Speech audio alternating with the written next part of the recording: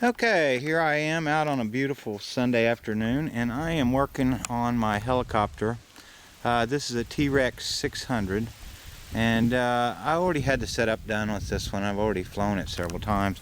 But is what I've done here on this helicopter is my head speed was a little high, so I've adjusted my throttle curve down slightly, and then my pitch kicked in slightly high on the stick, so I've actually kicked my pitch curve up a hair from the initial settings, and I've been going up in very small increments, and I've flown it several times already today, and now I'm gonna try it again here. So let me go ahead and get the camera on the stand and try to get in a spot where you can see me.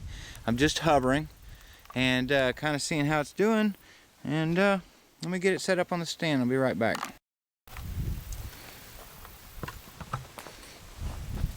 Okay, I gotta fuel it up and everything real quick. I guess this is the third or fourth time already today I've flown it. And I keep changing my radio a little bit and everything to try to get the adjustments I want. I'm gonna go ahead and refuel it real quick.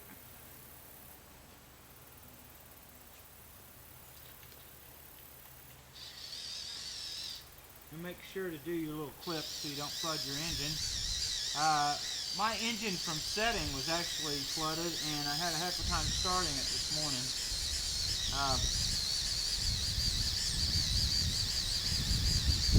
I got that taken care of, and charged my battery back up.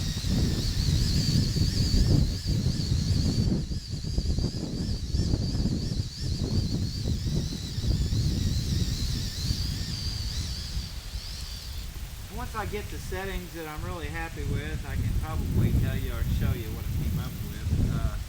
Everybody's helicopter is going to be different, and a helicopter setup is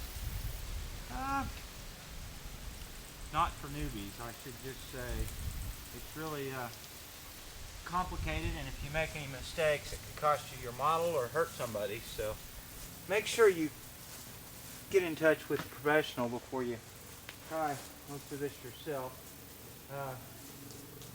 It's taken me a long time to progress to where I could do any of it myself, so just keep that in mind. And if you're new to helicopters, find somebody to help you, because they are very complicated.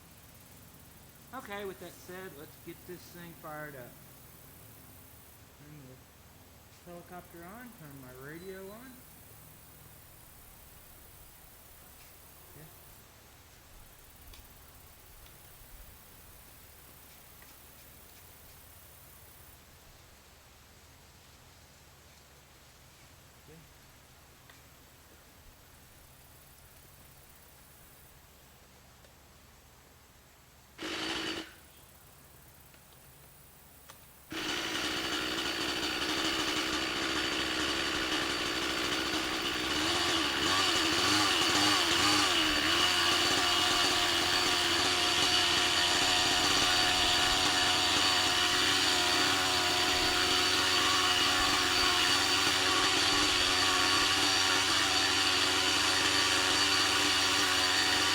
Okay, let's see what you got. Hopefully I'll get some of this in the frame. Let me see how... Yeah, I got most of it in there. That's the problem.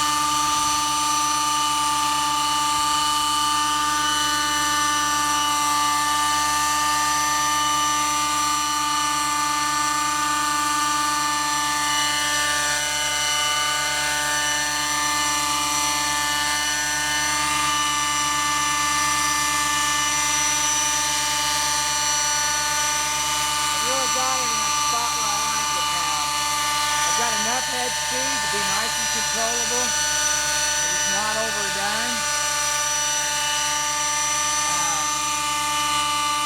Yeah, I might be able to trim it out of here now. It'll trim a little different with a little different head speed.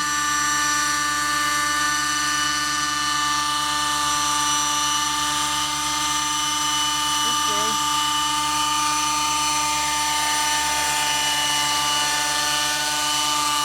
Again, it's a little dusty. Blow me around.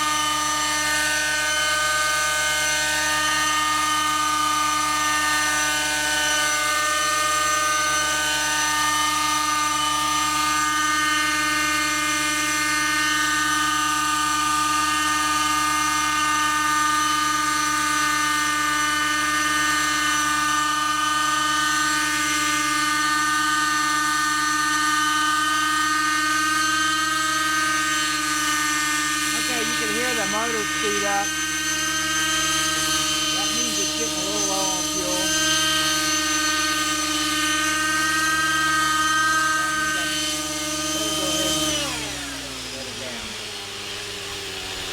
Okay.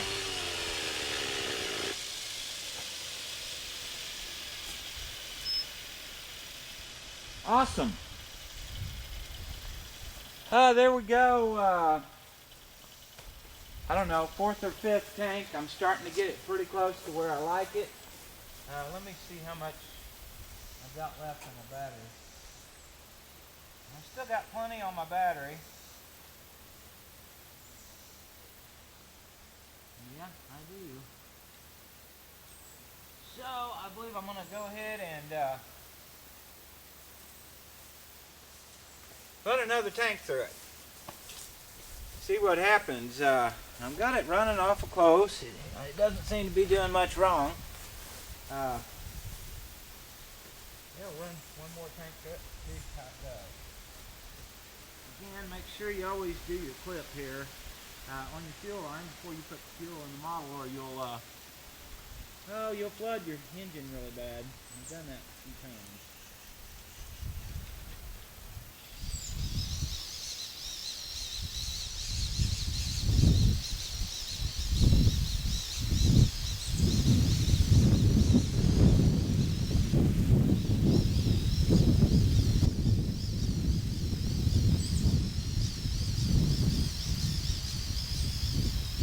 Wished it wasn't quite as windy today. It'd be a little easier, but helicopters aren't quite as affected by it.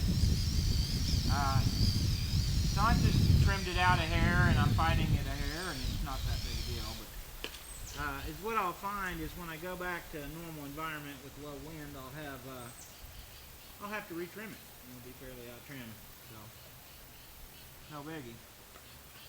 Okay, so let me go ahead and turn my fuel back on. Let me go ahead and go to my throttle hold. It's starting, we'll go to my throttle hold position.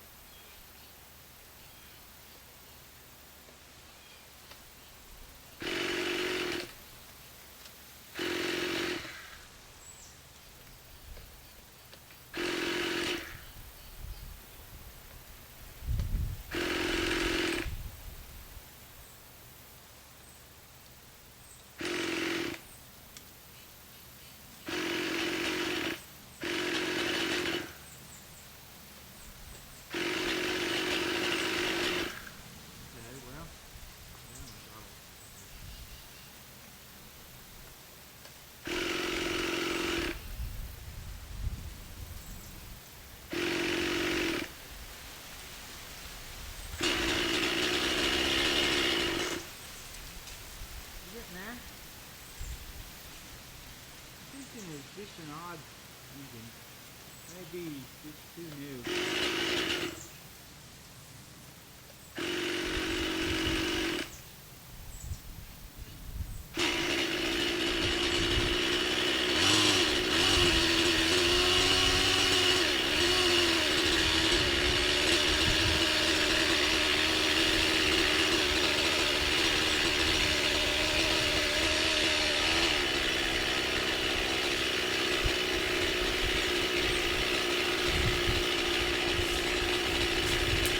There we go again.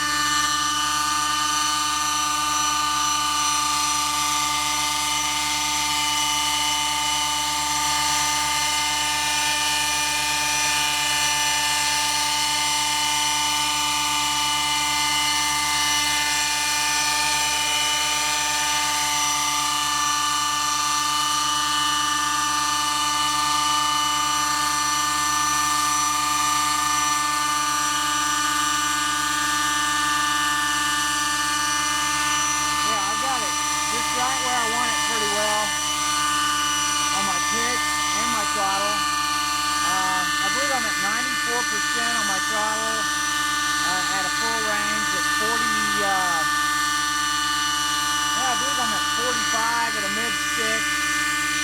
I think I'm at 45 on a mid-stick, actually 55 on my pitch, and 95 on the top of my stick on my pitch. And on this particular setup, that's about where I like it in normal mode. I'm really not doing much idle up mode yet. I'm taking it pretty slow on helicopters, so that works for me. So I've dialed my setup down, I've dialed my head speed down, I've got it flying the way I like. So with that said, I'm going to go ahead and hover this tank out for the fun of it.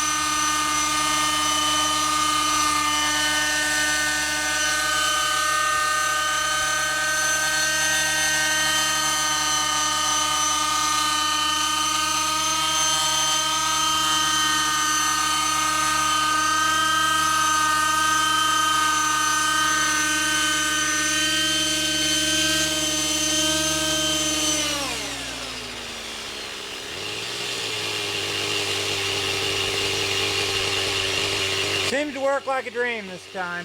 Okay, I think I got everything about right. I did want to make it to where I've about got it.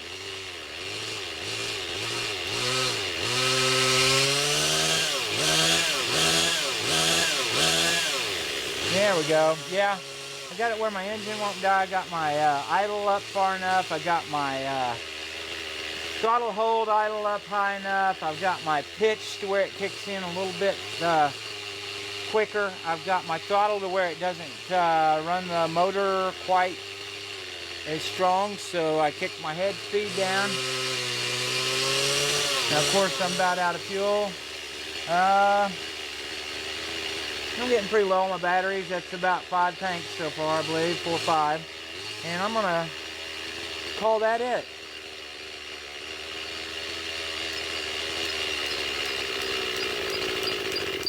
And there it is. Okay. Love it. It's a great little helicopter. Flies great. Be really careful in helicopters. Helicopters can hurt you bad. So treat them with a lot of respect. Anyway, I'm going to put my stuff up and recharge my batteries, and this helicopter is a success. Really takes some fine tuning on a lot of models to get them to where they react the way you want them.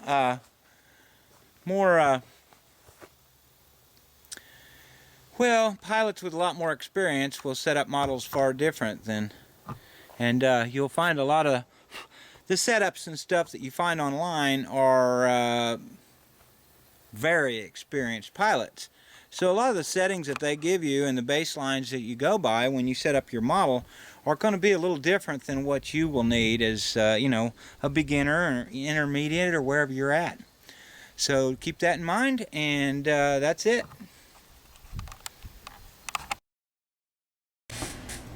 Okay, here I am cleaning up my TREX 600 after I've been flying it. Real important to clean your models up.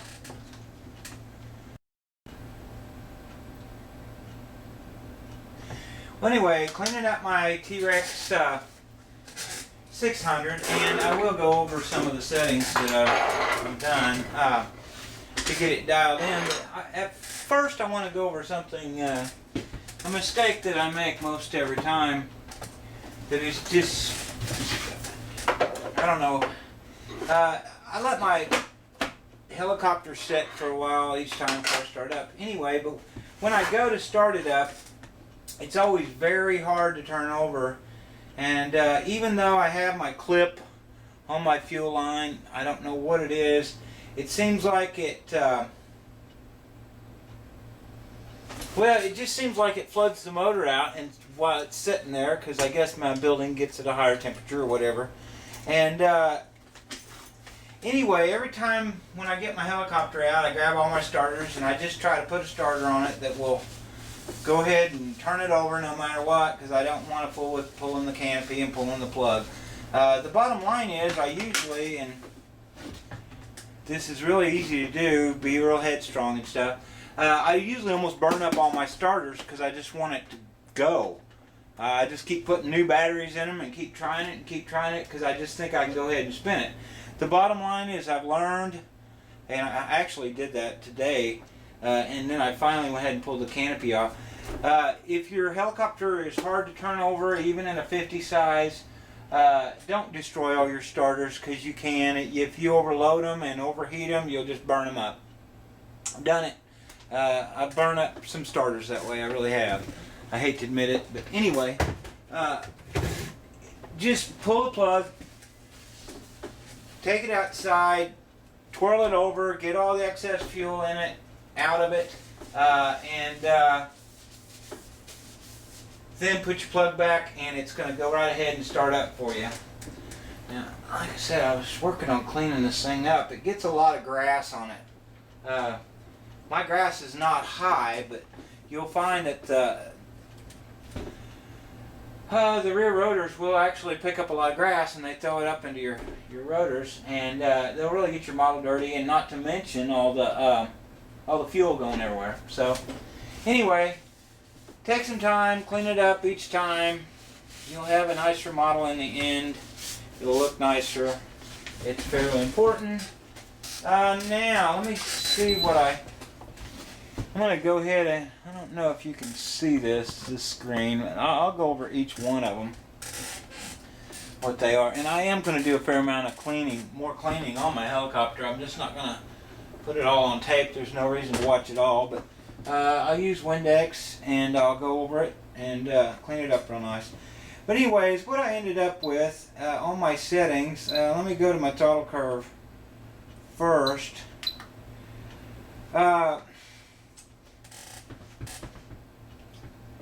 Point one, basically, point 3 is 44%, and point H is 94%, and point L is 0. So it goes 0 to middle stick 44 to all the full stick 94, and of course you can set your in-betweens, but there's no need.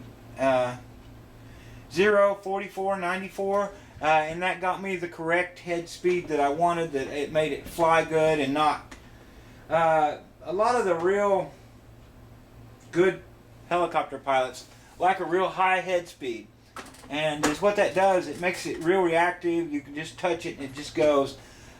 People that like me, intermediates, I want it more gentle than that, so I had to set my head speed down, and then I went ahead and I set my, let me go to my pitch curve here. I set my pitch curve up. Now I think I was around 12. I was around 12 degrees all the way up at my highest stick, and now I'm probably 13. Okay, and then I'm not sure what I was. Of course, you want a little negative at low stick on a normal setting to keep your helicopter down, and that'll also come true on your idle ups in your middle stick to keep your. You want a little bit of negative to when your head's spinning up, your model will go ahead and stay on the ground. Anyway, so mine is at 35% low stick, 56% center stick, and 94 high stick. And is what that gives me is it lets my helicopter start flying just a little bit below the center stick. Now my setting before, and I set it up off of professional settings, my stick had to go quite a bit up to go ahead and get up in the air. Now all of my pitch was right up at the top, and it was there and it worked just fine, but I like it down here a little further in the stick, just right over 50% is where I like to have enough pitch to pretty well do anything right there, and that's what I've got now. So, and I could check with my pitch gauge. I actually don't have my pitch gauge right now, but anyway, I could check and tell you exactly what the pitch was at certain settings. For right now, I increased it. My high is probably a little over 13 degrees. My low on normal setting is just a few degrees negative. And that's about it. I'm going to go ahead and clean up my helicopter and charge my batteries and go from there.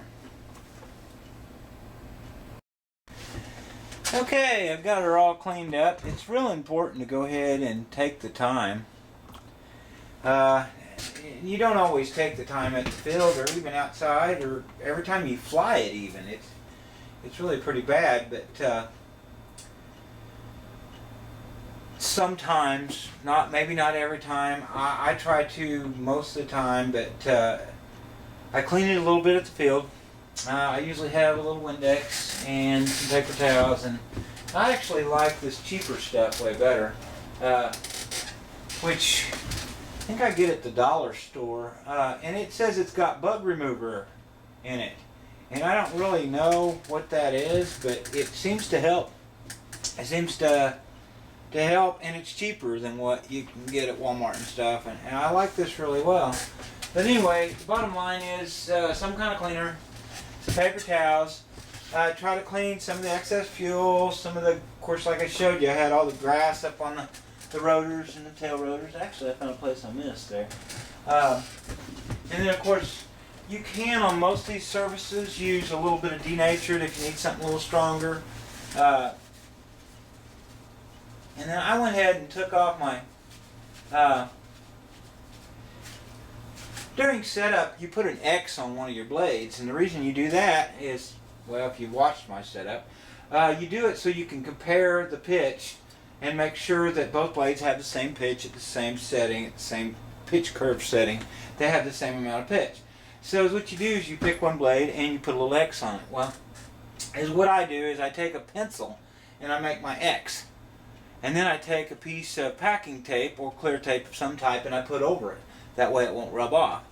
And I tend to leave it on there for a while so I can check my setup and everything, and I can recheck it and so on. But anyway, I took that off, because all you got to do is peel the tape off and then use a little denatured to take your X off.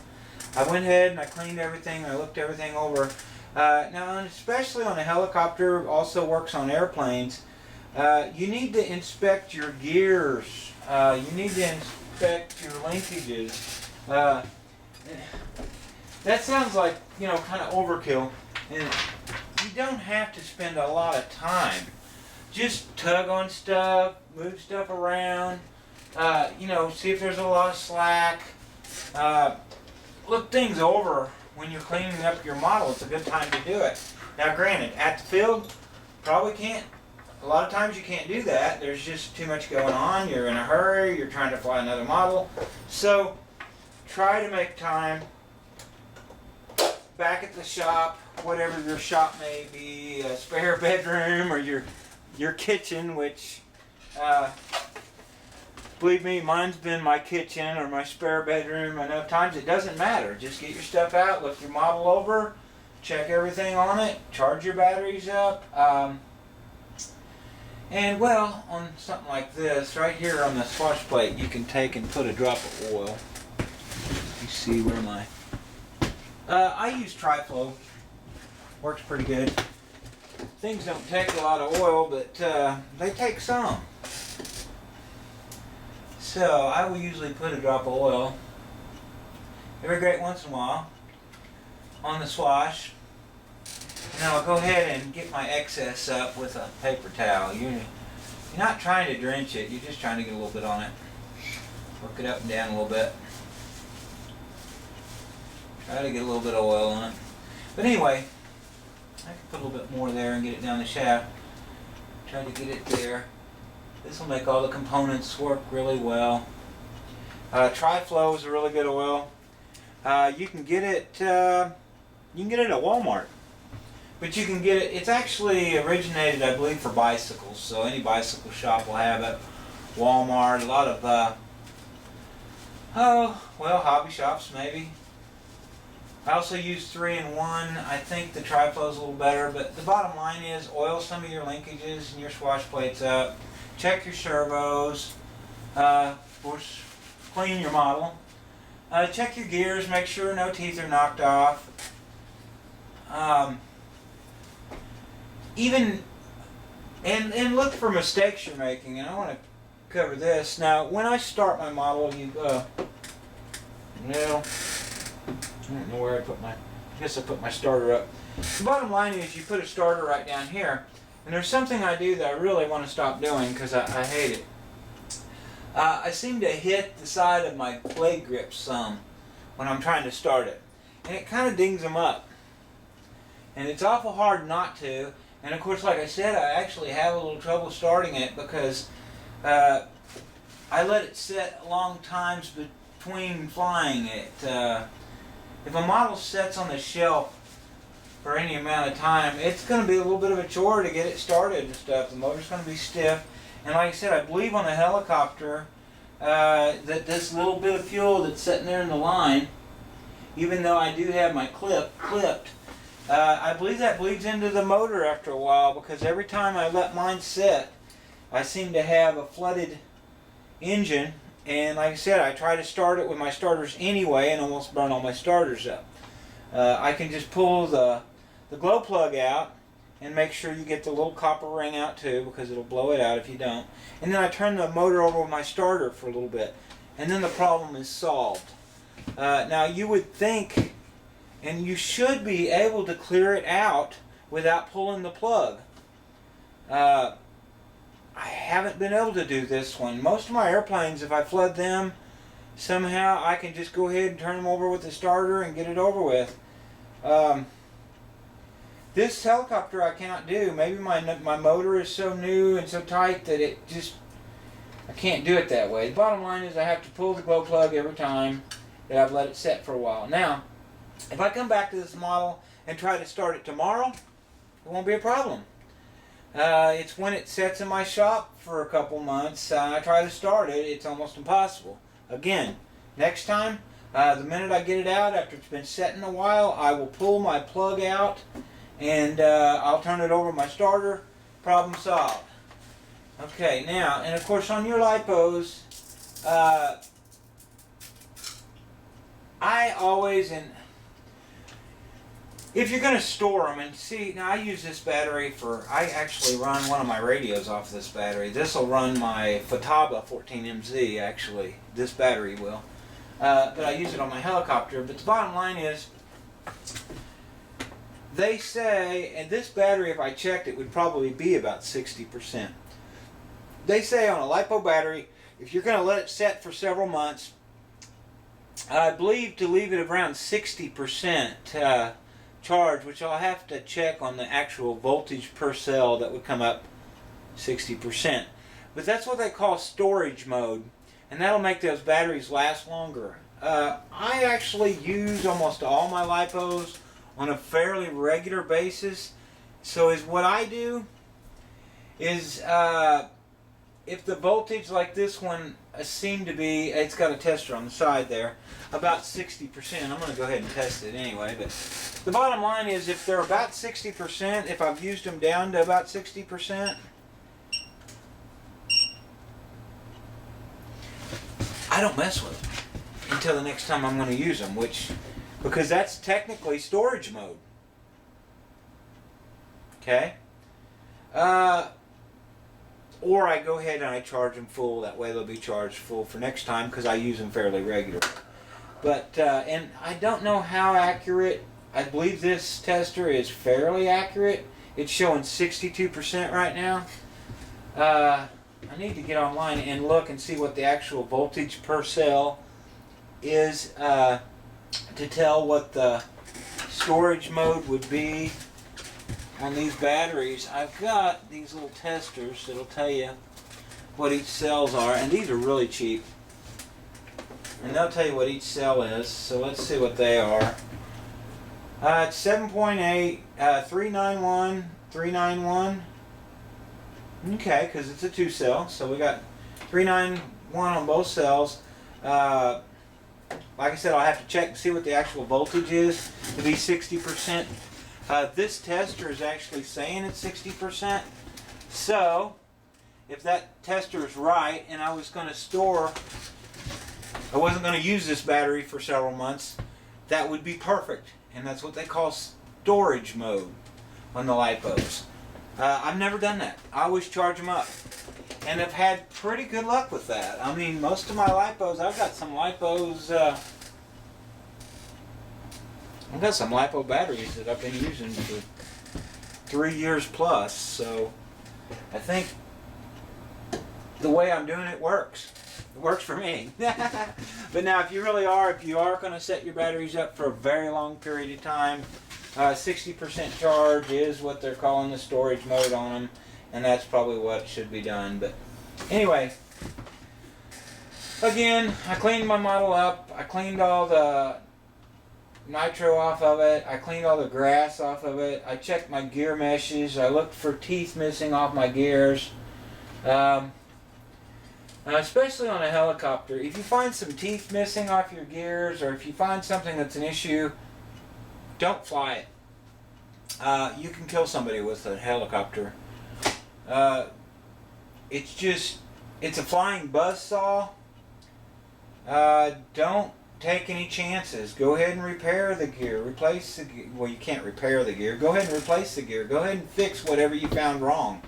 Don't think that you'll get by with anything, halfway done that has a problem, because you're probably not going to on a helicopter. And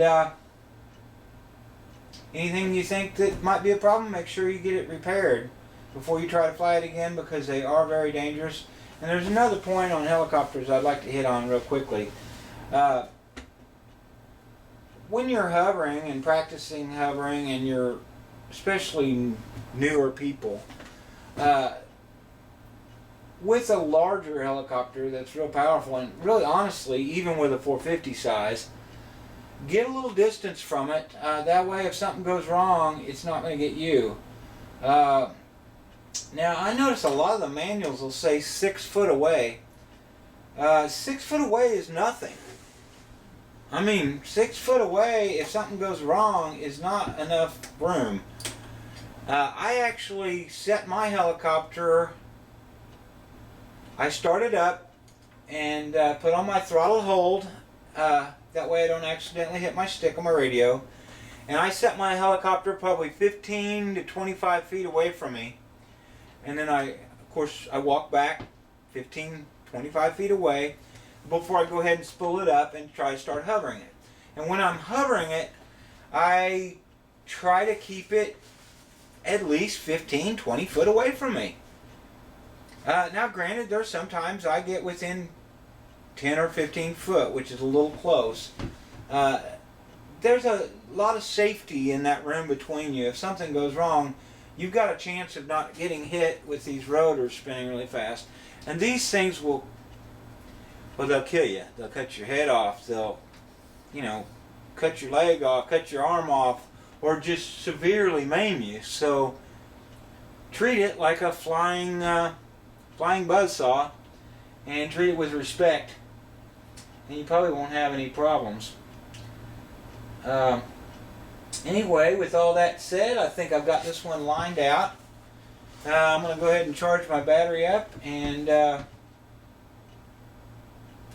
probably fly it a few more times around the yard just for fun, now that I've got it tuned out and cleaned up, and then I'll have to clean it up again. Well, anyway, that's it for right now, and I'll talk to you later.